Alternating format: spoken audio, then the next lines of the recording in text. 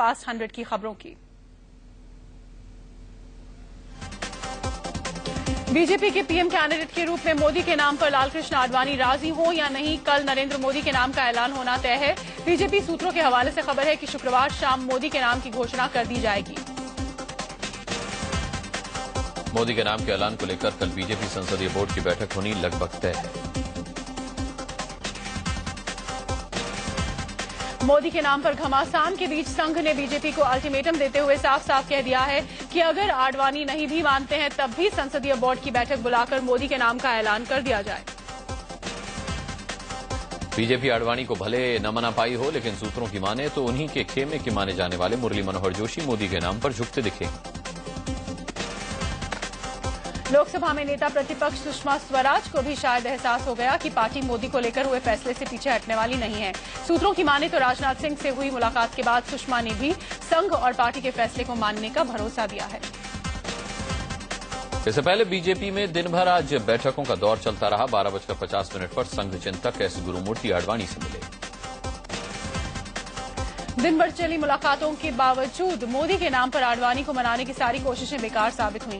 आडवाणी ने साफ कह दिया है कि मोदी के नाम का ऐलान करने का ये सही वक्त नहीं है और ऐसा करने से भ्रष्टाचार और महंगाई जैसे मुद्दे दब जाएंगे। आडवाणी ने भले ही मोदी के नाम पर बगावत का बिगुल फूंक रखा हो, लेकिन पार्टी अध्यक्ष राजनाथ सिंह का दावा है कि पार्टी में न कोई नाराज है और न ही किसी ने मोदी को लेकर कोई शर्त रखी है। मैं इसे क्लैरिफाई कर देना चाहता हूं कि भारतीय जनता पार्टी में न कोई नाराज है, न किसी की कोई शर्त है। यह सब सारी बातें बेबुनियाद है। 17 तारीख से पहले घोषणा की संभावना बताई। जब भी होगी अथवा नहीं होगी तो उसकी जानकारी आपको निश्चित रूप से दी जाएगी। उधर लालकृष्ण आडवाणी के पूर्व राजनीतिक सचिव रहे सुधींद्र कुलकर्णी ने बीजेपी के पीएम दावेदार नरेंद्र मोदी पर जमकर हमला बोला है। उन्होंने मोदी की काबिलियत पर सवाल उठाते हुए कहा है कि जिस आदमी की वजह से उसकी पार्टी बंट गई वो देश का नेतृत्व कैसे करेगा।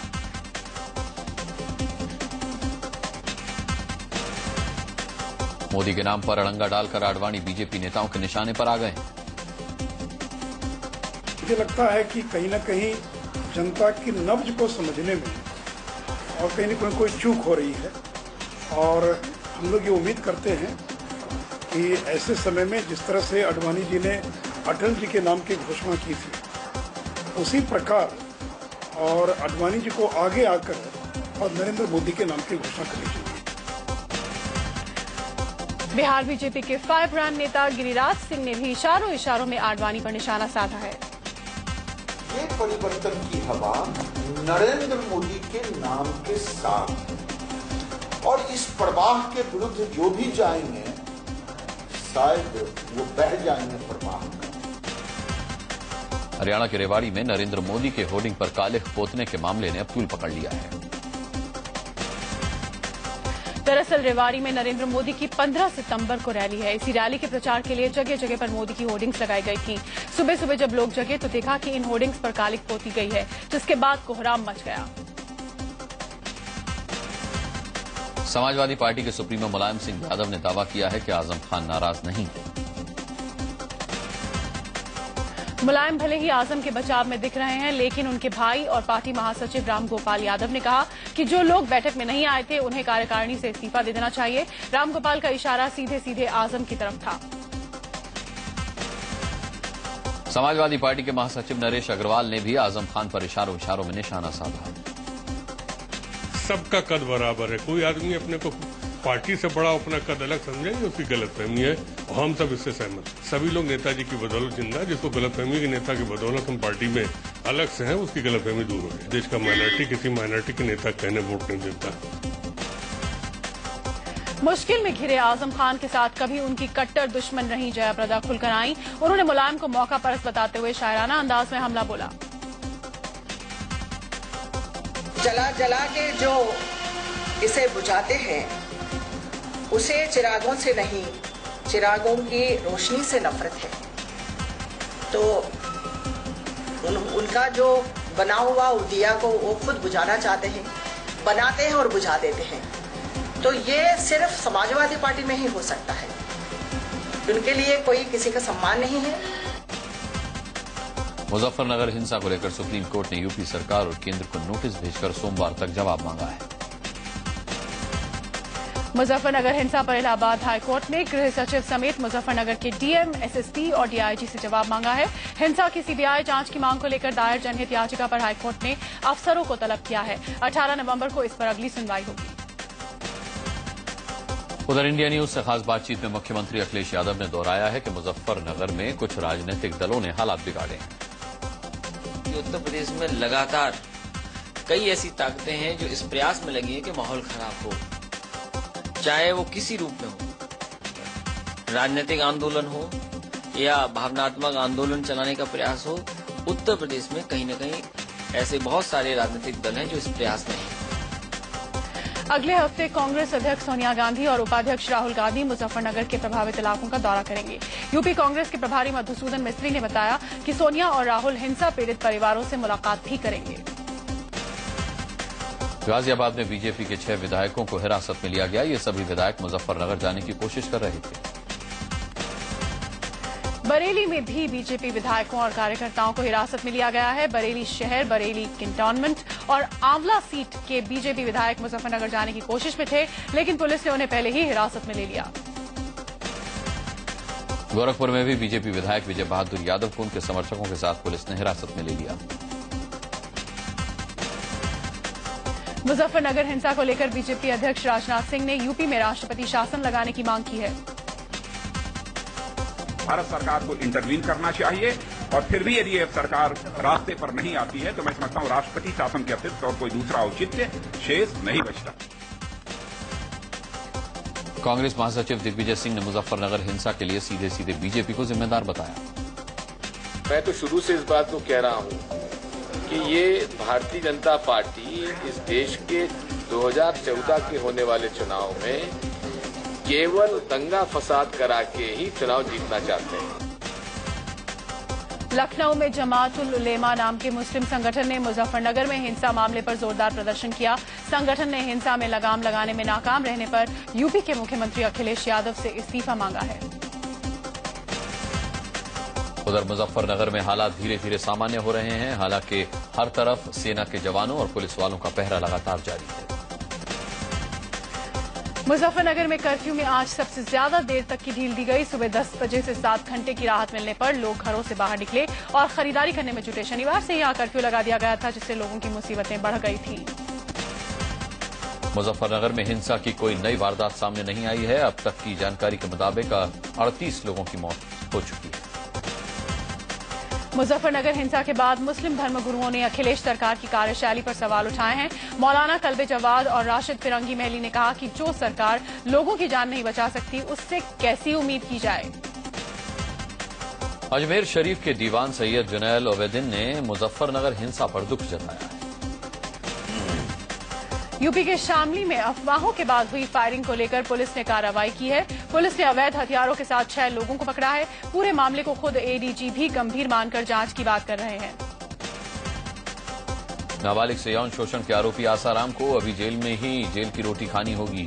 उनकी अर्जी पर कोर्ट ने कल तक फैसला टाल दिया है। शिल्पी ने अग्रिम जमानत की अर्जी में दावा किया था कि वो ना तो आसाराम से मिली है और ना ही फोन पर बात की है। शिल्पी ने यह भी दावा किया था कि वो छिंदवाड़ा गुरुकुल की वार्डन है ही नहीं। शिल्पी ने सियासी साजिश के तहत फंसाए जाने की बात भी कही थी। महाराष्ट्र के नासिक में आसाराम के आश्रम में महानगर पालिका के साथ पहुंची पुलिस ने अवैध निर्माण को गिरा दिया।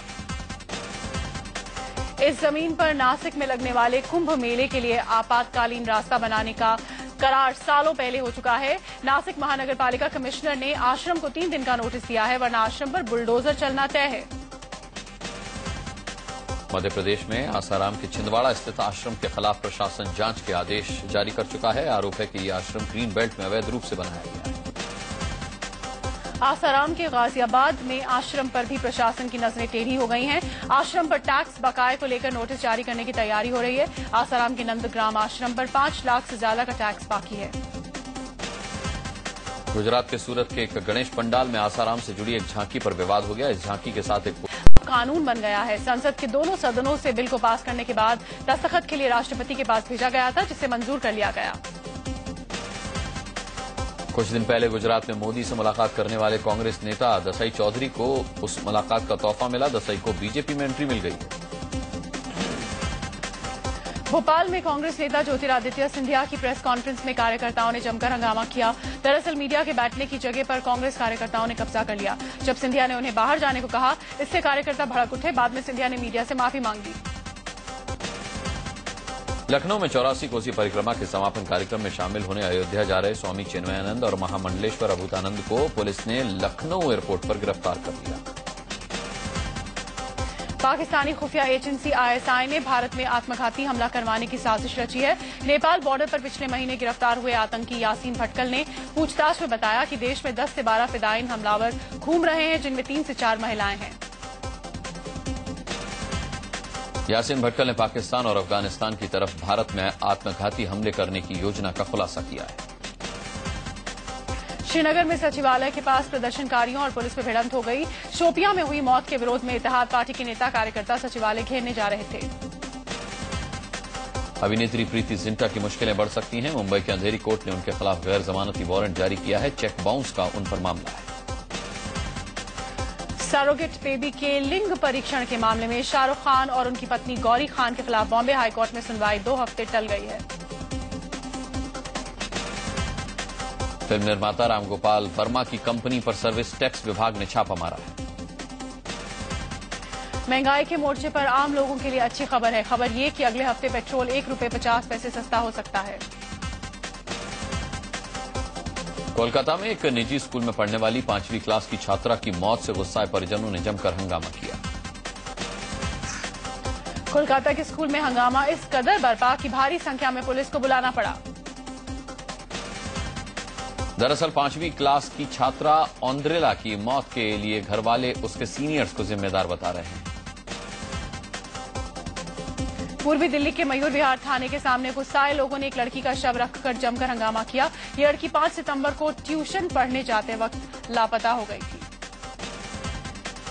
बिहार के हाजीपुर में हत्या के एक मामले की जांच में पुलिस पर लापरवाही का आरोप लगाते हुए गुस्साए लोगों ने जमकर हंगामा किया। हाजीपुर में हंगामा कर रही भीड़ को पुलिस ने समझाने की कोशिश की तो वो पुलिस से भी उलझ गई, जिसके बाद पुलिस वालों ने प्रदर्शन कर रहे लोगों को दौड़ा दौड़ा कर पीटा। वाराणसी में काशी विद्यापीठ में छात्र संघ चुनाव के दौरान पुलिस ने 2 छात्रों को जमकर पीटा। मुंबई में मानसिक रूप से कमजोर एक महिला के साथ रेप की खबर आने के बाद DB मार्ग थाने में जमकर हंगामा हुआ। मुंबई के बांद्रा में नाबालिग से गैंगरेप करने और MMS बनाने के आरोप में 2 लड़कों को गिरफ्तार किया गया है। उत्तराखंड के ऋषिकेश में एक 4 साल की मासूम के साथ दरिंदगी का मामला सामने आया है। बताया जा रहा है कि मकान मालिक के लड़के ने इस वारदात को अंजाम दिया।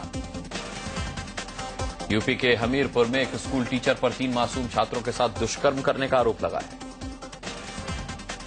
दिल्ली के सीमापुरी में एक शख्स ने अपनी पत्नी की चाकुओं से गोदकर हत्या कर दी। बताया जा रहा है कि दोनों में 1 साल से तनाव चल रहा था। गाजियाबाद के खोड़ा इलाके में दिन दहाड़े एक बुजुर्ग महिला की हत्या कर दी गई। यूपी के बागपत में ऑनर किलिंग का मामला सामने आया है। लड़की के घर वालों ने लड़के की हत्या करके आत्महत्या का रंग देने के लिए उसकी लाश को पेड़ से लटका दिया। MP के ग्वालियर में एक शख्स ने उधारी न देने पर अपने छोटे भाई पर केरोसिन डालकर उसे आग के हवाले कर दिया। नागपुर में गौरी पूजन के लिए प्रसाद बनाते समय घर में आग लग गई, जिससे घर जलकर खाक हो गया। पंजाब के अमृतसर में BSF ने खेमकरण पोस्ट पर 13 किलो हेरोइन के साथ 2 हैंड ग्रेनेड, एक चाइनीज पिस्टल और 50 कारतूस बरामद किए हैं। श्रीनगर में एक दुकान की छत गिरने से एक महिला मलबे में दब गई। बताया जा रहा है कि ये दुकान काफी समय से बंद पड़ी थी। यूपी के कौशाम्बी में मकान गिरने से एक ही परिवार के 5 लोगों की मौत हो गई।